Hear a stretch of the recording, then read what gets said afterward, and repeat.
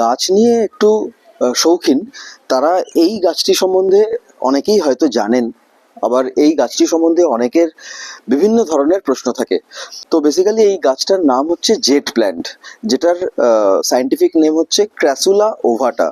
এটা বেসিক্যালি দক্ষিণ আফ্রিকার একটি গাছ, বাট আমাদের এখানকার ক্রান্তীয় অঞ্চলে কিন্তু খুব সুন্দরভাবে বাড়ে। কিন্তু এই গাছটা কিভাবে বাড়ে, কিরকম মাটি দরকার, কতটা জল দরকার, কোথায় রাখার দরকার, সেই সমস্ত বিষয়ে প্রচুর মানুষের প্রচুর প্রশ্ন থাকে। তো এই হচ্ছে জেট প্ল্যান্ট। বিভিন্ন ধরনের জেট প্ল্যান্ট আমার কাছে আছে। এটা যেমন একটা জেট প্ল্যান্ট। তো এই জেড বা ক্র্যাসুলা ওভাটা, এই গাছটা কিন্তু অ্যাকচুয়ালি একটা সাকুলেন্ট গাছ, সাকুলেন্ট প্ল্যান্ট।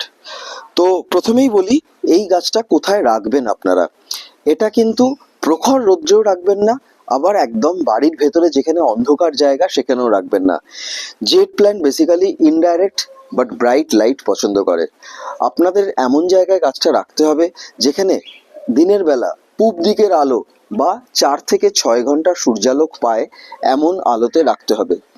কিন্তু যারা ধরুন গাছটাকে ছাওয়ায় রেখেছেন, বারান্দার ভেতরে রেখেছেন, তারা অনেক সময় আমি দেখেছি বা শুনি, আমাকে তারা বলেন যে আমি রবিবার করে বা কোনো একটা দিন আমি একদম দুপুরবেলা রোদ্রে বার করে দিই। সেইটা করবেন না, হঠাৎ করে রোদ্রে বার করবেন না। এমন জায়গায় রাখুন যেখানে রেগুলার 4 থেকে 6 ঘন্টা রোদ পায়। 2 নম্বর, জল কতটা দেবেন। গরমকালে 4-5 দিন অন্তর জল দিন, শীতকালে 10 থেকে 12 দিন অন্তর জল দিন।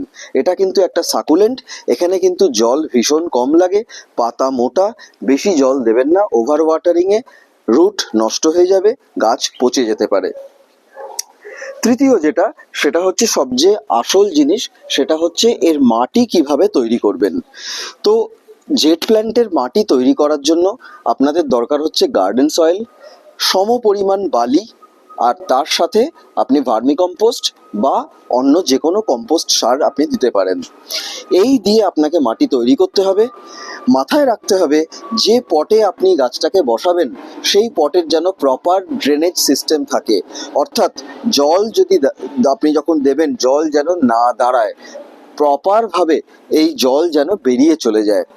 আপনি সয়েল মিক্সচার তৈরি করার সময় সয়েল মিক্সচারকে যতটা সম্ভব হালকা রাখুন, পারলে কিছুটা পারলাইট দিন, নারকেলের ছোবড়াও দিতে পারেন, যাতে করে ময়েস্টটা হালকা থাকে কিন্তু জল যেন না দাঁড়ায়। আর সেটা হচ্ছে যে কি ফার্টিলাইজার দিতে পারেন না, লিকুইড ফার্টিলাইজার দিতে পারেন, যেটা এনপিকে 20-20-20 বা 19-19-19, 1 মাস অন্তর কি 20